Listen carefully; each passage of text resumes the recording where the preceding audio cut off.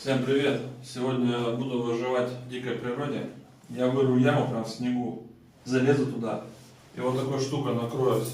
И, короче, дикие животные меня никто не сможет съесть, ни медведи, ни собаки. И плюс это материал серебро. Если даже какие-то черная нечисть какая-то будет, они просто испугаются этого.